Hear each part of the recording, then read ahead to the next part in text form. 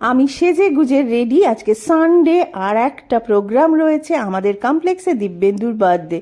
দিব্যেন্দু আর পর্ণা আমার ফ্যামিলি মেম্বারও, শুধু নেবার নয়। আর পর্ণা নিজে হাতে দুর্দান্ত রান্না করেছে, কাতলা মাছ, মাটন, ফিশ ফিঙ্গারও ছিল, রসগোল্লা, মাটনটা দেখেছো? দুর্ধর্ষ। রসগোল্লাটাও দারুণ ছিল, তার সাথে দুর্ধর্ষ চাটনি। খুব এনজয় করি আমরা যখন একসাথে হই।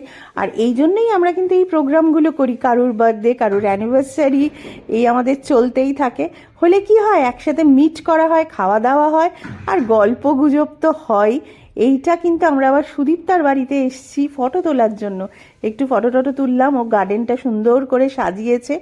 সৌরভ আবার সবাইকে পরিবেশন করছে, মানে মেয়েদের পরিবেশন করছে। দারুণ খাওয়া দাওয়াও করেছি, কেক কাটা হলো। সত্যি এরকম ছোট ছোট আনন্দগুলোই কিন্তু জীবনের সব থেকে বড় কথা, তাই কিনা বলো? এইভাবেই ভালো থাকা যায়।